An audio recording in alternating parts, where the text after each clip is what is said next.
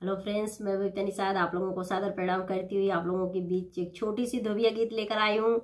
और मैं आशा करती हूँ कि आप लोग पूरा सुनेंगे और बताएंगे भी कमेंट करके कैसी गीत रही हमारी।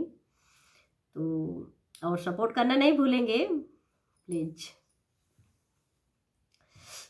टूट गइली नथिया छटकी गइली पतिया, टूट गइली नथिया छटकी गइली पतिया।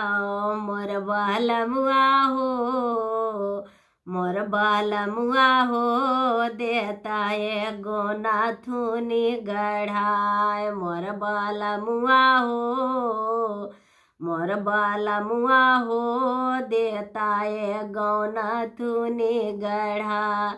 नाथुनी गढ़ा, नाथुनी गढ़ा, नाथुनी गढ़ा।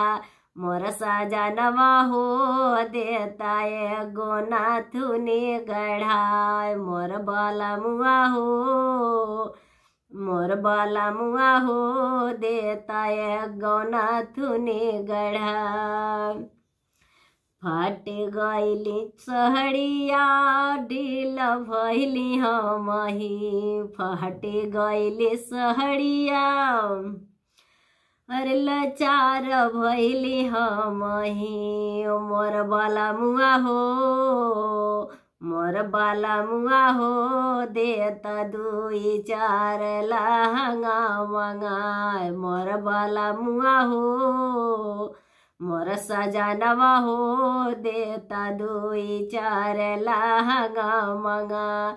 लहंगा मंगाए हो, लहंगा मंगाए हो, लहंगा मंगाए। मोर बालमुआ हो, देता दुई चार लहंगा मंगाए। मोर सजनवा हो, मोर बालमुआ हो, देता दुई चार लहंगा गढ़ा मंगाए। टूट गइली कमर कर धन टूटल मोरी पायलिया, टूट गइली कमर कर धन टूटली पायलिया। मोर बालमुआ हो, मोर सजनवा हो, देता हमके नया बनवाए। मोर बालमुआ हो, मोर सजनवा हो, देता हमका नया नया बनवाए।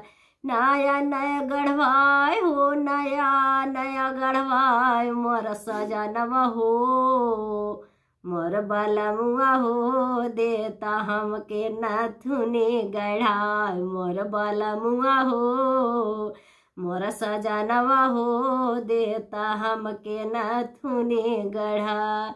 नाथुनी गढ़ाए हो, नाथुनी गढ़ाए हो, नाथुनी गढ़ा।